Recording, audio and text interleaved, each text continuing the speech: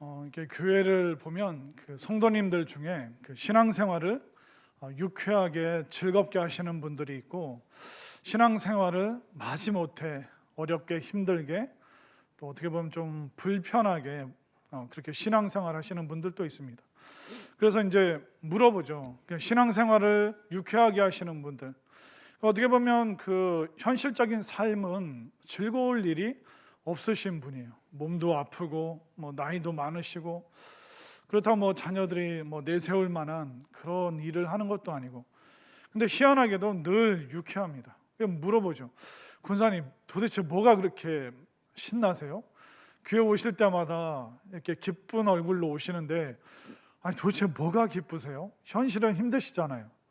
그랬더니 이분이 하시는 말이 뭐냐면, 하나님께서 봄, 여름, 가을, 겨울 사계절을 주셔서 감사하고, 또 대한민국에서 살아서 또 감사하고, 또 몸이 아프지만 무릎도 아프고 허리도 아프고 당뇨도 있고 혈압도 있고, 근데 약 먹으면 낫기도 하고, 또 약 먹으면 조절이 되니까 그런 거 주셔서 감사하고, 또 애들이 엄청난 내세울 만한 직업은 아니지만 그래도 자기 앞가림하고, 또 애들이 각자 가정을 이루고 생활을 하고, 아유 목사님 이러면 감사할 것 투성이죠. 나만큼 복받은 사람 없어요. 그러니까 신앙생활 자체를 그냥 유쾌하게 즐겁게 하시는 분들이 있습니다. 근데 또 이렇게 인사하다 보면, 또 주일날 이렇게 앞에 서서 제가 이렇게 장로님들이랑 여러분들 들어올 때 인사하잖아요. 근데 어떤 분들은 마지못해 눈도 안 마주치고 그냥 마치 도살장에 끌려오신 통통한 돼지처럼 그냥 이렇게 힘없이 예배당 들어가시는 분들, 거의 아내에게 끌려왔거나 와이프한테 끌려왔거나 아니면 집사람에게 잡혀왔거나, 그런 분들은 표정이 없어요. 그냥 무표정. 예배 들어올 때도 무표정, 또 예배 끝나고 나갈 때도 무표정. 그러면 제가 이렇게 물어보죠. 또 가만히 있어야 되는데 자꾸 물어봐요. 아니 집사님, 교회 올 때마다 이렇게 표정이 안 좋아요. 그러면 이제 신방 가서 물어보면 속에 있는 얘기를 합니다.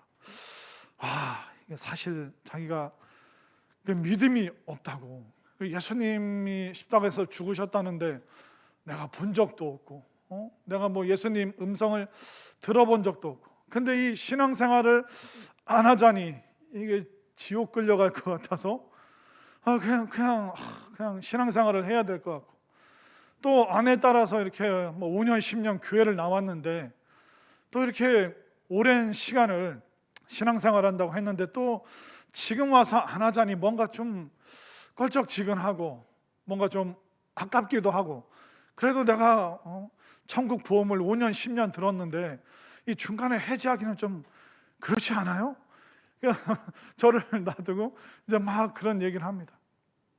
그러면 이제 물어보죠. 뭐가 그렇게 힘드십니까? 물어보면 그 교회는 왜 이렇게 하라는 것도 많고 하지 말라는 것도 많습니까? 뭘 하라고 그러고 뭘 하지 말라고 그래요? 전도해라, 헌금해라, 선교해라, 이렇게 헌신해라. 부담스럽게 하라는 게 너무 많고 하지 말라는 것도 너무 많다고. 뭐가 하지 말라는 겁니까? 술 마시지 마라, 담배 피지 마라. 그럼 제가 또 말을 끊죠. 아니 술 담배 하지 말라는 거 그 교회에서만 그럽니까? 병원 가시면 집사님 무슨 얘기 들어요? 아니 의사 선생님들도 술 담배 하지 말라는 얘기를 하죠. 그거 보시라고. 학교에서도 하지 말라고 그러고, 병원에서도 하지 말라고, 그리고 교회에서도 그냥 하지 말라는 거죠. 근데 이분은 하여튼 교회는 자신을 억압하고 힘들게 하는 것 같고, 이 신앙생활이 참 이게 힘들어서 불편해서 견딜 수가 없습니다. 예수님이 날 위해서 죽으셨다는 건 본 적은 없지만 그래도 늘 마음 한편으로 감사한 마음이 있지만, 뭘 해라 하지 마라, 이것은 마치 율법이 나를 이렇게 속박하는 것 같아서 이 신앙생활에 불편함이 있습니다. 그렇게 얘기를 하시더라고요. 자, 여러분들은 어떤 부류세요? 자, 신앙생활에 유쾌함이 있습니까? 아니면 지금까지 해온 게 아까워서 신앙생활하고 지옥 가기가 무서워서 신앙생활하고 계신지, 또 성경이 말하는 우리가 해야 될 거, 하지 말아야 될 거, 그것이 나를 보호하는지 아니면 그것이 나를 억압하고 있는지 여러분들 스스로에게 질문해 보시기를 바랍니다. 결국 그 마음 밑바닥에 깔려 있는 것은 뭐냐면 어떤 율법주의적인 그런 생각이 있는 거예요. 그러니까 구원보다 어떤 율법, 해라 하지 마라. 왜 이번 주 교회 안 나오셨어요? 뭐 어떻게 지내세요? 이제 신앙 속에서 만나는 그 모든 일들을 구원의 감격이 아니라 율법주의적인 입장으로 바라보기 때문에 신앙생활이 불편하다, 힘들다, 또 이것을 또 계속 어떻게 이어가야 되는가, 이렇게 재미없이 살다가 천국 가는 게 과연 맞는가, 그런 수많은 생각을 가지신 분들은 뭐냐면 그 마음에 신앙을 율법으로 지켜야 되고 못 지키면 하나님께 혼난다, 이런 생각들이 참 본능적으로 무의식적으로 그 속에 깔려 있는 것입니다. 우리도 지금 신앙생활하면서 그런 율법에 대한 오해를 할 때가 많이 있습니다. 율법을 지켜야 구원받나요? 그렇지 않다는 거 아시죠? 그런데 구원받은 이후에 그래도 율법으로 이 구원을 완성해 가야 된다는 그런 부담감이 있습니다. 근데 그런 건 굉장히 잘못된 생각입니다. 율법으로 우리가 구원받을 수 없습니다. 율법은 누구에게 주셨냐면 애굽에서 구원받은 사람들이 이제 가나안 땅에 들어가서 하나님, 우리가 어떻게 예배하고 어떻게 살아야 됩니까? 430년 동안 종살이 했기 때문에 우리는 스스로 어떻게 살아야 될지 모르겠습니다. 그럴 때 하나님께서 그 애굽에서부터 구원받은 그들에게 구원 이후의 그 삶의 방식으로 율법을 주신 것이죠. 그래서 하나님을 예배하고 섬기는 모습 4가지, 또 사람 간의 그 기본적인 윤리 도덕, 또 사회를 이루는 그 방식에 대해서 6가지를 하나님께서 알려주셨습니다. 그렇기 때문에 그 율법으로 뭐 십계명, 또 레위기 말씀, 또 구약에 있는 수많은 조항들, 그걸 지켜서 구원받는 게 결코 아니라는 것입니다. 순서를 보십시오. 그러면 모세의 출애굽기, 레위기 말씀 이전에 살았던 사람들은 율법이 없었습니다. 아브라함, 모세 이전의 사람이에요. 노아, 모세 이전의 사람입니다. 또 가인과 아벨에서 아벨은 누굽니까? 모세 이전에 훨씬 이전의 사람이에요. 그런데 아벨은 바로 하나님을 믿음으로 말미암아 구원받았고, 노아도 율법이 없었지만 하나님을 믿음으로 말미암아, 또 아브라함이 하나님을 믿으니 하나님께서 이를 그의 의로 여기셨다. 그러니까 율법 이전에 하나님을 믿는 믿음으로 말미암아 구원받는다는 것이 이미 구약 성경에 율법 이전에 쭉 나왔습니다. 그럼 율법의 역할이 무엇인가? 율법은 바로 구원받은 이후에 그 사람에게 주어진 삶의 방식, 이것이 바로 율법이 바로 하나님의 성품이고 율법이 바로 하나님의 삶의 원리다. 그것을 하나님께서 이스라엘 백성들에게 구체적인 방침으로 주신 것이죠. 여러분들은 대한민국 안에서 살기 때문에 대한민국의 법이 그렇게 불편하시지 않을 거예요. 도로교통법이 있습니다. 또 사회윤리, 도덕규범의 법이 있습니다. 물건을 살 때도 법이 있죠. 이게 우리를 억압하고 힘들게 하나요? 그 법 안에서 우리가 얼마나 자유롭고 또 행복하고 또 즐겁게 살아가고 있습니까? 학교라는 그런 안전한 곳, 또 내가 회사를 다니면 그 기업 안에서 있는 기업의 윤리를 지키는 것, 그게 얼마나 안전하고 좋은 것입니까? 또 어떤 국방, 나라를 지키는 법이 있죠. 그것이 우리를 적군으로부터, 나쁜 세력으로부터 우리를 지켜주기 때문에 징집되고 군대 가고 그런 법을 지키는 것이 굉장히 우리를 안전하게 편안하게 만들어 주는 것입니다. 신앙도 마찬가지예요. 우리가 신앙 안에서 하나님께서 주신 우리 삶의 울타리, 우리가 무엇을 생각해야 되고 또 우리가 어떤 감정으로 어떤 태도로 살아야 될지 이미 하나님께서 구약 율법의 말씀을 통해서 우리의 삶의 방식들을 차근차근 그리고 자세히 알려주셨습니다. 그래서 우리는 율법에 대해서 오해를 하지 않았으면 좋겠습니다. 율법은 좋은 거예요. 율법은 좋은 건데 뭐가 안 좋냐? 율법주의에 빠지면 안 좋은 겁니다. 율법이라는 것은 나를 돌아보게 하는 좋은 방법이죠. 근데 율법주의에 빠지면 율법으로 다른 사람을 그냥 잡들이를 하는 거예요. 율법은 그걸 나에게 적용시켜야 되는데 남에게 적용시키면 이 율법주의에 빠지면 나를 보는 게 아니라 상대방을 보는 거예요. 다른 사람을 보는 거예요. 그러니까 다른 사람의 그 약한 부분을 계속 후벼 파는 사람들이 율법주의에 빠진 자칭 의인이라고 하는 그 사람들이 빠지는 것이 율법주의입니다. 그렇기 때문에 율법 자체는 우리를 보호하고 우리를 안전하게 만들기 때문에 율법은 너무 좋은 거예요. 구원 이후에 우리에게 주어진 삶의 방식이기 때문에. 근데 이 좋은 율법을 율법주의로 바라보고 또 율법주의로 다른 사람을 바라보게 되면 우리는 굉장히 큰 악을, 죄를 짓게 되는 것입니다. 그래서 율법주의에 빠져서 더 험악해지고 더 악해지고 더 악해진 이스라엘 백성들, 그들에게 누가 찾아오셨습니까? 예수님께서 이 땅에 오셨죠. 율법주의로 인해서 더 악해진 그들에게 하나님께서는 율법의 참된 의미가 무엇이고 율법을 완성한다는 것이 무엇인가, 구원이 무엇인가 예수님을 통해서 정확하게 우리에게 알려주신 것입니다. 그래서 오늘 제가 좀 준비한 게 있는데 율법을 좀 설명드리면, 율법은 어떤 거냐면 거울입니다. 거울. 짠, 보이세요? 반짝반짝 보이시죠? 자, 율법은 거울입니다. 자, 이 거울을 남에게 비치는 사람이 있나요? 저밖에 없죠. 이 거울은 무슨 역할을 합니까? 내 얼굴이 어떻게 생겼나? 내 얼굴의 기미와 주근깨, 점이 어디에 있는가?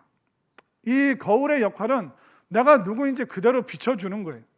율법이 뭐냐면 사람이랑 어떤 존재인가, 나라는 존재는 어떤 모습을 갖고 있는가, 율법이 그것을 알려주고 있는 겁니다. 그런데 이 율법, 이 거울의 역할은 뭐냐면 보여주는 것밖에 못합니다. 이 거울이 내 기미와 주근깨와 뽀로지를 보여준다고 거울 계속 쳐다보고 있으면 그 뽀로지가 탁 터지고, 거울 쳐다보고 있으면 기미와 주근깨가 사라지나요? 안 사라집니다. 거울의 역할은 뭡니까? 있는 모습 그대로 비춰주는 것이 거울의 역할입니다. 그것처럼 율법의 역할이 뭐냐면, 내가 이런 존재구나. 내가 때로는 음란할 수도 있고, 때로는 내가 돈에 욕심을 부릴 수도 있고, 때로는 내가 거짓 증거할 수도 있고, 때로는 내가 남의 것을 탐낼 수도 있는 그런 존재구나. 그러니까 이 율법이라는 거울을 보면 내 실상을 알 수 있는 것이죠. 율법을 보면 탐심을 부리지 말라고 했습니다. 근데 우리는 어떻습니까? 자꾸 남이 갖고 있는 거 나도 갖고 싶고, 분수에 넘치는 것을 내가 소유하고 싶고, 그때마다 율법이라는 거울을 보면 어떻습니까? 내 탐심이 그대로 율법이라는 거울에 다 비치기 때문에 내 실상을 알 수 있는 거예요. 또 십계명에 보면 음욕을 품지 말라고 말하고 있습니다. 그런데 우리 인간이 어떻습니까? 눈으로 얼마나 많은 죄를 짓습니까? 여성분들 어떻습니까? 이거 TV에 이렇게 남자 운동선수나 배우들이 갑자기 몸을 만들었다고 바디 프로필을 찍었다가 이게 와이셔츠를 탁 뜯으면 복근이 막 나오죠. 그럼 여자분들 어떻게 합니까? 아이고 망측해. 그렇게 안 하세요? 대부분의 여자분들이 아이고 못 봐주겠다 부끄러워하면서 이러면서 이제 손가락 사이로 다 보고 있죠. 남자들도 어떻습니까? 이쁜 여성분이 착 지나가면 사람이 지나가네, 그게 아니라 눈이 계속 따라갑니다. 제가 주는 점수는요 몇 점 하면서 계속 평가를 하는 거예요. 그러니 잘난 사람들, 이쁜 사람들이 사는 게 얼마나 피곤하겠습니까? 제 말이 맞죠? 여러분 한번 답해 보세요. 이쁜 사람이 사는 게 피곤할까요? 안 피곤할까요? 피곤해요? 그거 어떻게 아세요? 본인이 그거 어떻게 아시냐고. 이쁜 사람이 피곤한지 안 피곤한지 어떻게 아시지? 그거예요. 율법을 봐야지만 내 속에 음욕이 있구나. 율법을 봐야지만 내 속에 탐심이 있구나. 근데 이 율법의 역할은 거기까지인 거예요. 내가 이런 실상과 이런 존재, 이런 성품, 이런 인격, 이런 본성을 가진 게 바로 나구나. 그래서 이 율법이라는 거울은 우리 자체를 있는 모습 그대로 가감 없이 다 보여주는 역할을 하게 되는 것입니다. 그런데 율법주의에 빠지면 어떻게 됩니까? 이 거울을 누구에게 비춰요? 남에게 계속 비추는 거예요. 야, 이거 봐. 너가 이런 놈이야. 이거 봐. 네 실상이 이런 거야. 아니, 이 율법의 거울을 나한테 비춰야 되는데 자꾸 남에게 비추면서 남의 허물을 계속 후벼 파는 사람들이 율법주의자죠. 그런 사람들은 끊임없이 절망하고 스스로를 파괴적으로 대합니다. 그러다가 결국은 남을 공격하고 남을 해코지하고 남 괴롭히는 재미로 그들은 신앙생활을 하기도 하는 것이죠. 계속 남 탓만 하고 다른 사람 비난만 일삼는 사람들이 바로 율법주의에 빠진 사람들. 이 거울로 나를 비춰봐야 되는데 이 거울로 다른 사람을 자꾸 비추니까 계속 문제가 일어날 수밖에 없는 것입니다. 오늘 말씀을 보면 이 율법이 왜 거울인지 우리에게 자세히 알려주고 있죠. 20절 말씀 볼까요? 그러므로 율법의 행위로 그의 앞에 의롭다 하심을 얻을 육체가 없나니 율법은 뭘 깨닫죠? 죄를 깨닫게 된다. 그러니까 이 율법이라는 거울을 들여다 봤을 때 내 죄를 깨닫게 되는 거예요. 내가 이런 사람이구나. 내가 이런 존재고 이런 약한 그런 마음을, 본성을 내가 품고 있구나. 그래서 이 율법의 기능은 뭐냐면 사람에게 구원의 방법을 제공해 주는 게 율법의 기능이 아니에요. 이 율법의 기능은 뭐냐면 나는 구원이 필요한 존재구나. 이 율법이라는 십계명이라는 레위기라는 구약의 말씀으로 나를 비춰보니까 나는 나의 삶으로는 도무지 구원받을 수가 없구나. 나의 사고방식, 나의 가치관, 나의 삶의 태도로는 이 말씀을 보니 이 율법을 보니 도무지 나는 구원받을 수 없는 존재구나. 고로 나는 하나님의 구원이 필요한 존재다. 여기까지 인도하는 것이 바로 율법의 역할이에요. 그러니까 율법 자체로는 우리를 깨끗하게 기미와 티와 점이 사라지게 할 수 없어요. 그러니까 율법의 기능은 구원의 기능이 아니라 무슨 기능이라고요? 나는 구원이 필요한 존재다. 여기까지 인도해 주는 것이 내 죄를 깨닫고 나는 이 죄의 문제를 하나님 앞에서 해결함 받아야 되는구나. 아무리 내가 음욕을 없애려고 해도 아무리 내 속에서 탐심을 없애려고 해도 하루 이틀 지나면 이게 또 올라오고 또 올라오고 내가 이런 존재구나.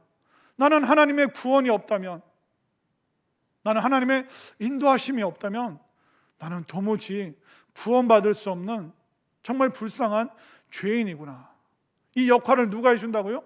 바로 율법이 우리를 구원받아야 되는 존재라는 것을 깨닫도록, 나를 바라볼 수 있도록 해주는 역할이 바로 율법이라는 것입니다.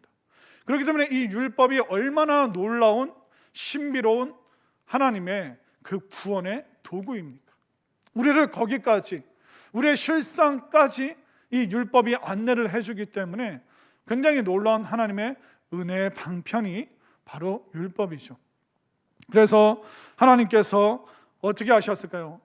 이 율법을 보니 도무지 나는 구원받을 수 없는 존재구나. 그 존재를 위해서 하나님께서 뭘 베풀어 주십니까? 은혜를 베풀어 주시죠. 어떤 은혜? 바로 예수 그리스도. 21절과 22절을 보십시오. 이제는 율법 외에 하나님의 한 의가 나타났으니 율법과 선지자들에게 증거를 받은 것이라. 22절 함께 읽겠습니다. 시작.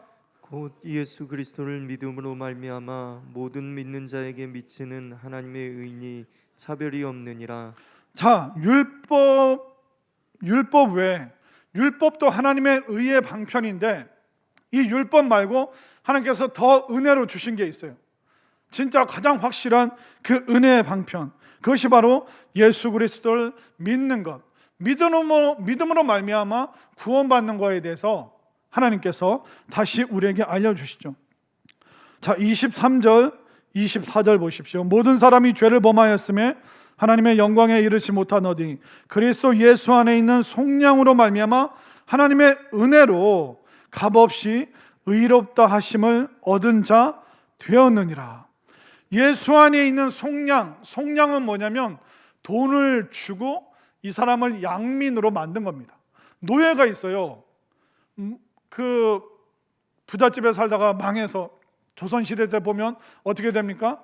그 집안이 뭐 삼족이 멸하고 뭐 그러면 그 신분이 노비로 전락을 합니다. 근데 노비가 되고 하인이 되고 노예가 된 이 사람을 부자가 몸값을 주고, 그래서 이 사람이 더 이상 술 따른 일을 하지 않도록 우리 집에 와서 살도록 하려면 이 사람에 대한 몸값을 주면 이 사람이 이제 새로운 신분으로 살 수 있는 거예요. 그래서 이 구원에는 법적인 용어와 경제적인 용어가 다 들어가 있는 겁니다. 속량, 값을 주고 이 사람의 신분을 법적으로 이제 양민이 되게 했다. 속량, 노예에서 양민이 되게 했다. 그러니까 우리가 죄 아래에 있는데 율법으로 계속 비춰보니까 죄, 탐심과 음욕과 게으름과 미움과 시기, 질투, 온갖 죄가 우리들 속에 있어서 우리는 죄의 노예가 될 수밖에 없는데 예수님께서 친히 그 목숨값을 대신 값을 치르고 우리를 그 죄에서 구해서 하나님의 자녀, 하나님의 백성으로 우리의 신분을 바꿔주신 것, 이걸 속량이라고 말합니다. 그러면 우리가 한 게 뭐가 있나요? 아무것도 없잖아요. 예수님께서 친히 이 땅에 오셨고 친히 십자가 지시고 죽음을 감당하시고 그리고 부활하셨죠. 그렇기 때문에 우리가 한 것은 아무것도 없는 거예요. 그래서 24절 끝에 우리는 값없이 의롭다 하심을 얻은 자가 되었다. 이 하나님의 은혜, 이 하나님의 구원, 이것이 예수님으로 말미암아 값없이 그냥 거저 우리에게 주어진 것이라는 것입니다. 그래서 이 율법이라는 거울로 나를 보면 나는 도무지 가망성이 없는 거예요. 나는 구원 못 받을 존재예요. 그래서 하나님의 구원이 필요한 존재를 깨닫는 그 사람에게 이 예수님의 이 은혜가 더 값진 것이 되는 것이죠.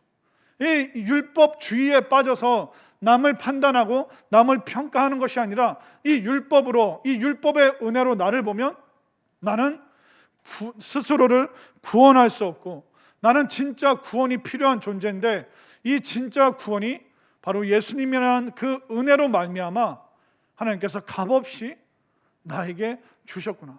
예수님을 믿습니다라는 그 마음과 입술의 고백을 통하여 값없이 나에게 이런 놀라운 신분의 변화, 법적이고 경제적인 변화가 나에게 일어나다니, 이게 웬 은혜인가. 그래서 우리가 이 율법의 거울로 나를 보면 자세히 안 보이시지만 김이랑 티랑 점이 있습니다. 그런데 예수님이 누구시냐? 짠! 예수님을 이렇게 설명드리고 싶어요. 이게 뭘까요? 다이아몬드 리페어, 퍼펙트 스트럼버, 하여튼 그런 겁니다. 그런 화장품이에요. 예수님의 그 은혜라는 것은 뭐냐면 기미와 티와 점과 주름이 있는 우리에게 하나님께서 예수님이라는 그 화장품으로 우리의 얼굴을, 그 기미와 티를 다 가려주시는 거예요. 예수님의 은혜로. 그래서 하나님께서 준비하신 이 두 가지 은혜, 바로 거울로 내 기미와 티와 내가 정말 구원이 필요한 존재구나, 이걸 보게 하시는 거예요. 그 다음에 이 기미와 티와 주름이 있는 나에게 뭘 주셨어요? 예수님이라는 화장품을 주셔서 그 은혜를 우리가 덧입는 거예요.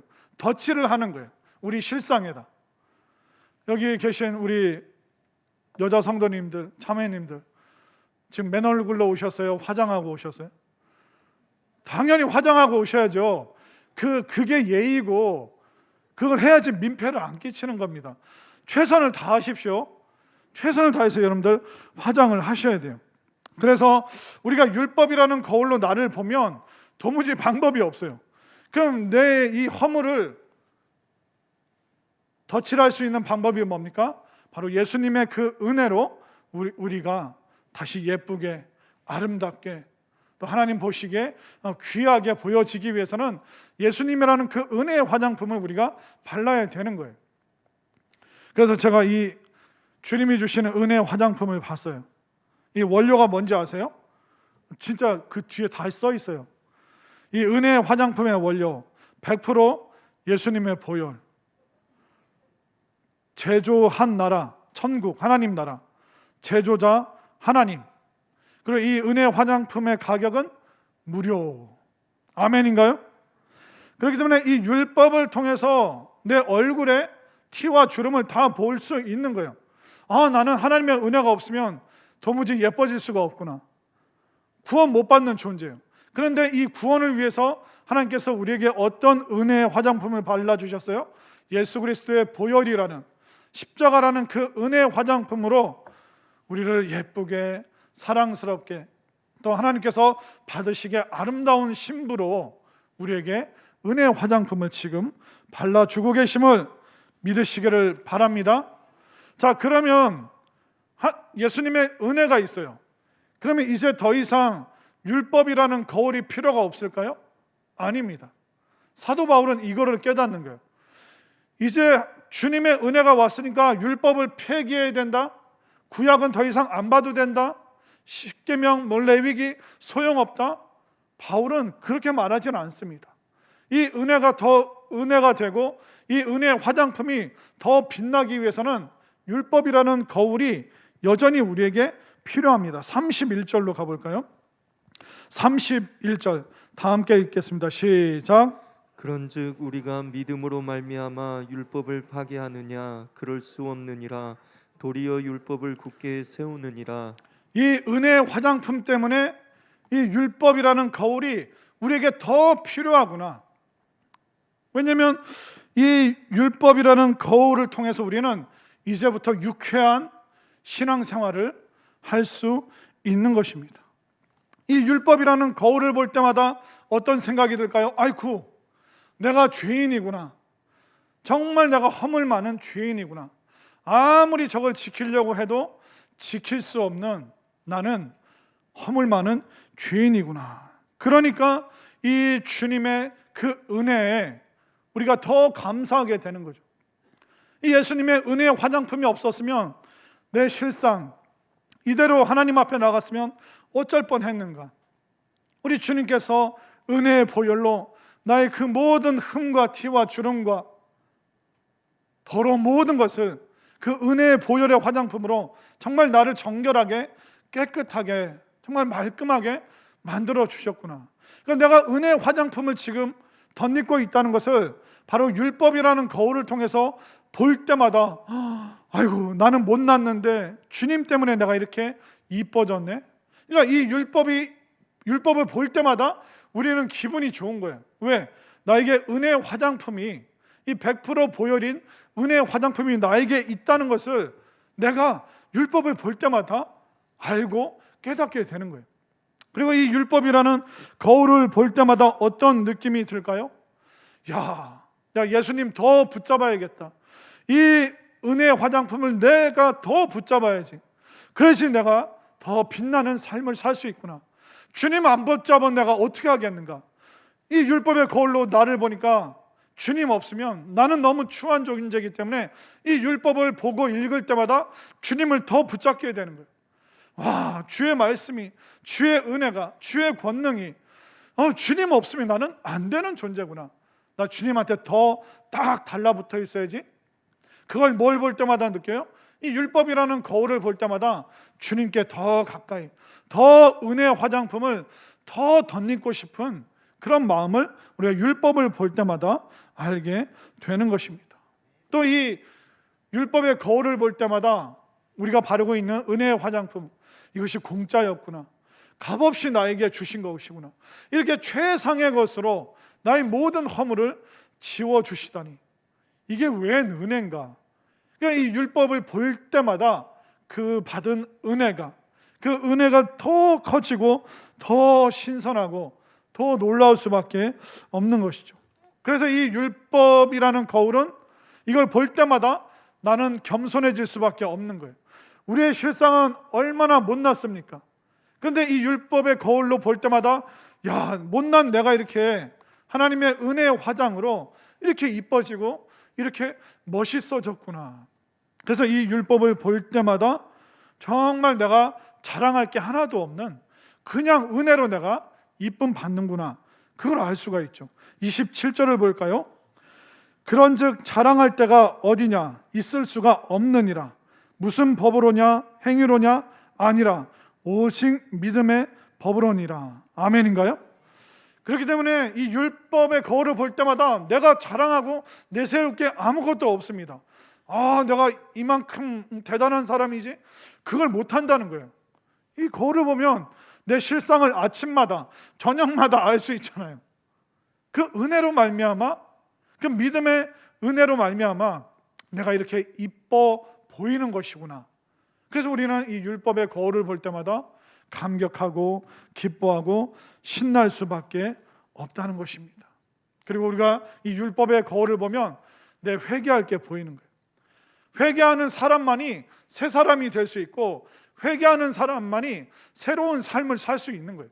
그런데 이 율법의 거울을 너에게만 비치면 어떻게 됩니까? 그 사람은 죽었다 깨어나도 회개하지 않아요. 그러나 이 율법의 거울을 볼 때마다 자기 자신, 허물 많은 나, 정말 약함이 많은 나, 단점이 많은 나, 그럴 때마다 우리가 율법의 거울을 볼 때마다 회개하는 거죠. 회개하면 그 사람에게 기회가 주어지고 또 기회가 주어지고, 회개할 때마다 그 사람이 새로워지기 때문에 우리가 회개할 수 있는 그 방편이 뭡니까? 이 율법의 거울을 볼 때마다 내가 회개할 것 투성이구나. 그러면서 우리는 새 사람의 그 기쁨을 누릴 수 있음을 믿으시기를 바랍니다. 결국 율법은 나를 깨끗하게 해주지는 못합니다. 그런데 내가 어디를 씻어내야 될지, 어디에 내가 은혜의 화장품을 발라야 될지, 그것을 안내해 주는 역할이 바로 율법의 역할입니다. 그렇기 때문에 우리는 구약 말씀을 볼 때마다, 아니면 십계명이나 레위기 말씀 볼 때마다 있는 그대로의 나를 보게 되는 거죠. 또 있는 그대로의 나를 율법이 비춰주니까 우리는 하나님의 은혜를, 또 주님께서 우리에게 덧입혀 주신 그 은혜가 얼마나 놀라운가, 구약을 볼 때마다 우리는 느끼고 또 깨달을 수밖에 없는 것입니다. 여러분들, 그렇기 때문에 율법은 더 이상 소용이 없다, 구약은 안 봐도 된다, 그런 관점으로 성경을 보고 계시다면 여러분들은 잘못된 율법주의에 빠져 있는 거예요. 그 지키지도 않으면서, 율법을 보지도 않으면서 그냥 내 속에 있는 느낌으로 다른 사람을 끊임없이 정죄하고 비난하는 그런 태도를 갖고 있는 거예요. 근데 진짜 구약을 제대로 본 사람은 눈물을 흘릴 수밖에 없죠. 이거 하나 못 지키는 나를 주님께서 나를 위하여 피 흘리셨다니, 그 주의 보혈로, 그 어린 양의 보혈로 나를 깨끗하게 씻어 주셨다니. 그러니까 구약을 볼 때마다, 내 실상의 거울을 볼 때마다 우리는 눈물을 흘릴 수밖에 없고, 우리는 가슴을 치면서 하나님 앞에 회개할 수밖에 없고, 또 회개하면서 그 주님의 은혜가 얼마나 놀라운가, 이것이 얼마나 보배롭고 값지고 너무 이 귀한 것을 나에게 값없이 주신 그 놀라운 주님의 은혜, 그 은혜의 화장품을 여러분들 볼 때마다 정말 감사와 감격. 그렇기 때문에 우리가 신앙생활을 유쾌하게 할 수 있는 비결은 바로 율법이라는 거울과 또 주님께서 주신 이 은혜의 화장품, 우리의 죄를 다 말끔히 씻어주시는 이 은혜의 화장품. 율법으로는 죄의 문제 해결할 수 없지만 우리의 실상을 바라보고, 내 실상은 나는 스스로 구원할 수 없구나, 행위로 안 되구나, 그렇기 때문에 이 은혜 화장품이, 주의 은혜가 나에게 너무나도 필요하구나, 이 율법과 주님의 이 은혜, 이 두 가지가 정말 얼마나 놀라운 하나님의 섭리고 또 하나님의 신비고 또 하나님의 놀라운 축복과 은혜인지 다시 한번 깨달으면서 구약 말씀을 볼 때마다, 또 신약 말씀을 볼 때마다, 또 말씀을 들을 때마다 그 주님의 은혜에 감격하고, 또 스스로 깨끗해질 수 없고 스스로 구원할 수 없는 나를 위하여 모든 것을 내어주신 그 주의 은혜가 더 값지게, 더 귀하게 느껴지고, 또 이것을 전할 수 있는 우리 모두가 될 수 있기를 간절히 소망합니다.